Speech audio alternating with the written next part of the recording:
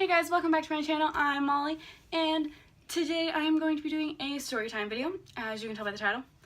I mentioned in a video a while back, I think it might have been BookTube Newbie 2.0. It was a tag video, and I was answering questions, and one of the questions was, what's a fun hobby or fun fact that no one would know about you just because of your platform? And I couldn't think of one for a while, and I said that a fun fact was, as a child, I was not able to nap nor allowed to nap because I would be up all day, all night, all day if I got any sleep at all. And I asked you guys if you wanted to hear a story time about a bunch of the times that I was not allowed to sleep and like how those turned out, and stories about how I couldn't sleep at night, you know, stuff like that. So I got a couple comments saying, yes, make the video, I want to hear it. So I'm making it because I wanted to make it and I thought it'd be fun. And I think they're pretty funny. I don't know, I'm pretty sure my family thinks they're funny now, but not back then. Not when it was an issue for them. But so this is going to be my story time compilation of times Molly couldn't sleep as a child. These are going to be in absolutely no particular order, just the order that they come off from my head. So, the first one I remember, one of my most favorite ones, is, so this is a story from my dad's perspective. He's sleeping in bed, you know, like parents do at night, because their kids keep them up all day and terrorize their house, you know? Stuff like that, fun stuff. And all of a sudden he wakes up and hears, "Daddy! Daddy! Daddy!" So he goes into my bedroom. I'm not there. "Daddy! Daddy! Daddy!" So he walks downstairs and he can see that in our kitchen that all the drawers have been pulled out, and I climbed up them, got on the counter, couldn't get down. So I called for my dad. Another fun story. So I was with my grandparents, and my parents were going out for like a date night or something, I don't remember. And my dad said, "Do not give Molly a nap because she will not go to bed at night. Do not let her sleep until it's bedtime." My grandmother, "Not let a child sleep? That's like child abuse or something." She's like, "I cannot deprive this child of a nap. That's ridiculous." So, against my father's request, I guess, she gave me a nap. Come around time for bedtime, she sends me upstairs to my bed. Come down, "Gran, I need this. Gran, I need this. Gran, I need this. Gran, I need this." And she's like, "Oh my God, this child will not go to bed. What have I done?" So, you know, just terrorizing my grandmother because it was her fault she made me sleep. I mean, just a general fun fact of when I was a child, I stayed up for like a week straight. Actually, my parents say this, that I stayed up for like a week straight, and then I would sleep for like 12 hours.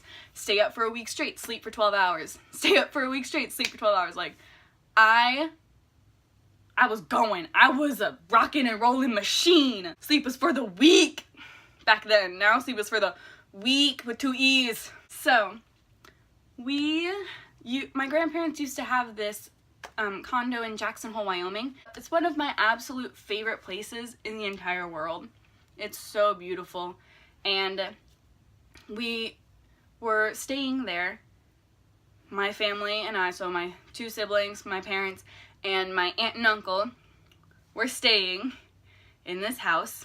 And so my uncle had to sleep on the couch. Not really sure where my aunt was sleeping, but he was sleeping on the couch. And, you know, us kids were playing. And I don't know if he woke up a daytime or like in the middle of the night. It's probably the middle of the night, knowing me. I don't know if they're Barbies or just plain dolls, but I have dolls on his face. And I'm playing with my dolls on his face. Aren't I such a considerate child? You know, just wake up, dolls are on your face. That's how everyone wants to wake up, right? Right? My cousin, the daughter of the aunt and uncle that stayed with us in Jackson Hole, one day while we were telling funny stories of like being at each other's houses and everything with all of my cousins on my dad's side, she's like, oh, one of my favorite stories about the West Coast, because they all live on the East Coast, was we were at my house, and my dad was calling for me. He said, Molly, and my only response is, I awake, because usually when people were calling for me, they were making sure I was awake, and we're pretty sure I just didn't know what that meant. I was just saying it because that was the response that they wanted, you know? So just anytime someone called me for the longest time, I think, I'd just be like, I awake! I awake! The one I told in that video was my aunt on my mom's side was driving me somewhere. I don't know why I was in her car. I was in her car, and my dad said to her like this, do not let that child sleep, because then he had to deal with me. Not my grandmother who was spending the night with me. He had to deal with me, and he was not about to do that. So my aunt, I don't know why she was the only one in the car driving, but she was, because apparently my uncle wasn't with her. She was driving, and I'm like dozing, just like, yeah, this is nice. The car ride's so nice. She was like, no, Molly, you have to go, you have to wake up, don't fall asleep, your dad's gonna kill me, don't do it. She's driving and like jiggling around a toddler, you know. Fun things that drivers like to do. Oh, a really fun story.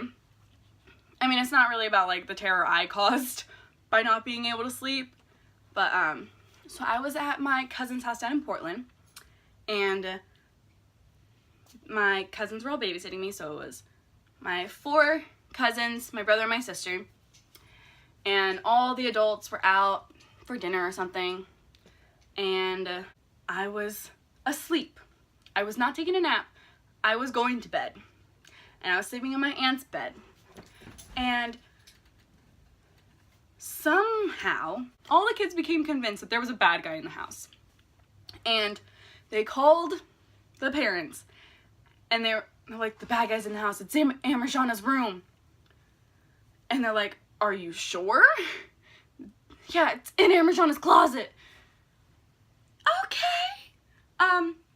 We need to save Molly. Okay, just don't wake her up. So, my brother, 6, 7, or 8, like, max age, he had to be 8. They went into the room I was sleeping in, and my brother had like a bat, or someone had a bat, and they saved me, woke me up in the process of saving me, and I did not sleep the rest of that night. I swear I have another one. Oh, the best story that I saved for last, because I kind of forgot about it, is, so, this is the room I'm living in currently is my childhood bedroom. I did not live in it always. My sister tricked me out of it. But aside from that, me and my sister used to share this room. We had bunk beds. I was on the bottom bunk, she was on the top bunk. And one night, I could not sleep. So instead, I played with all the toys. All of the toys. I did not put a single toy back, and I played with all of the toys, even my sister's toys, which I knew I wasn't actually supposed to play with. You could not see the floor. You could not open the door. I had the light on and everything. My sister slept through it all. I looked at the place where her bunk bed should be, but it's not there, you know. She slept through it all. And I don't know that I was actually quiet.